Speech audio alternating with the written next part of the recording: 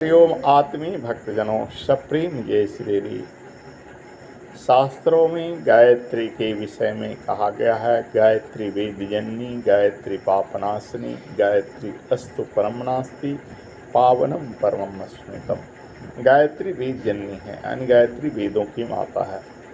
गायत्री पापनाशिनी है, यानी गायत्री पाप को नाश करने वाले है। गायत्री से बढ़कर कोई परम पवित्र करने वाला साधन नहीं है।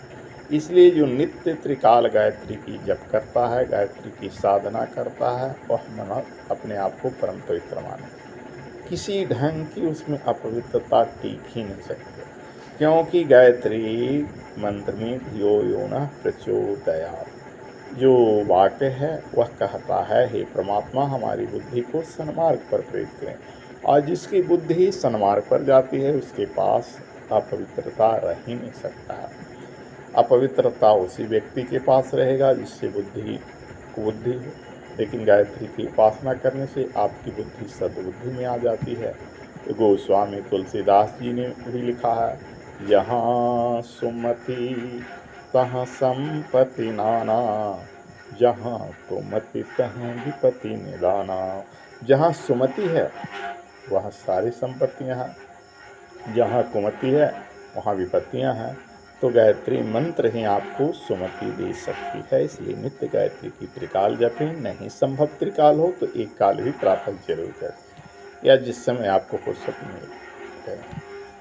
गोस्वामी जी ने उसी रामचरितमानस में लिखा है, निर्मल मन जन सो मोहि पावा, मोहि कपट छल छिद्र न भावा। यानी भगवान श्री राम कहते हैं कि मुझे वही व्यक्ति पा सकता है जिसका मन निर्मल हो। कपट वाले छल छिद्र वाले व्यक्ति मुझे पा नहीं सकते।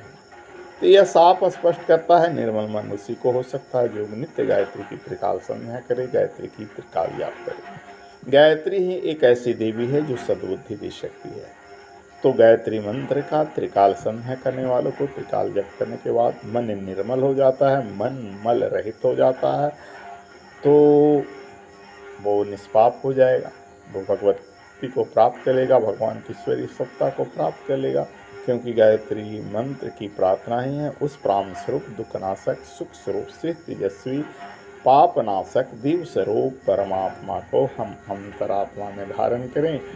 वह परमात्मा हमारी बुद्धि को सन्मार्ग पर प्रेरित करें। गायत्री मंत्र का हिंदी हो गया। पूरे गायत्री मंत्र तो आप जानते ही हैं, ओम भूर्भुवः स्वः प्रस्वितो वरेण्यं भर्गो देवस्य धीमहि धियो यो न प्रचोदयात्। ये गायत्री महामंत्र है, इसका नित्य जाप करें।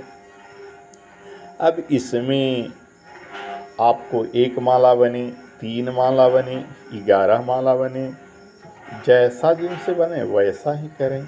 एक माला तो आपका अनिवार्य कंपलसरी हो जाता है। जगोपवित्र पहनने वाले को जिस समय जगोपवित्र पहनाया जाता है, आचार्य उसके कानों में गायत्री मंत्र देते हैं।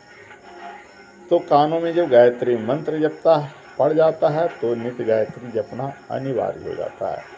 जो व्यक्ति नहीं जपता है उसे इसका पातक लगता है, उसको दोष लगता है, वह अवज्ञा करता है। जैसे माता पिता जब बड़े हो जाएं तो संतान का कर्तव्य है उनकी सेवा करना, लेकिन संतान अगर सेवा नहीं करता है तो संतान कुसंतान कहलाता है, गलत संतान कहलाता है। समाज में वो धिक्कारने योग्य है, वो निंदा करने योग्य है, वो भारी भारी भर्त्सना करने योग्य है। क्योंकि जिस ढंग से माता पिता अपने बच्चों का लालन पालन करते हैं, बुढ़ापे में उन बच्चों को उनका सहारा बनना चाहिए। वैसे ही बचपन में अगर गायत्री मंत्र जपिए तो कोई पाप नहीं, कोई दोष नहीं, पुण्य मिलेगा है। लेकिन जनेऊ के बाद अगर गायत्री मंत्र नहीं जपिए तो आप उन संतानों की तरह दोषी पापी हैं जो संतान अपने ही वृद्ध माता पिता की सेवा नहीं करते हैं, उनकी आज्ञा पालन नहीं करते हैं, उनकी सत्कार नहीं करते हैं। बस उसी ढंग से आप दोषी माने जाइएगा। तो आइए, अब से अगर ज्ञान नहीं है तो आज इस वीडियो को देख लेने के बाद नित्य गायत्री जपिए, क्योंकि गायत्री आपके लिए अनिवार्य है और गायत्री से बढ़कर कोई साधन, कोई उपासना नहीं।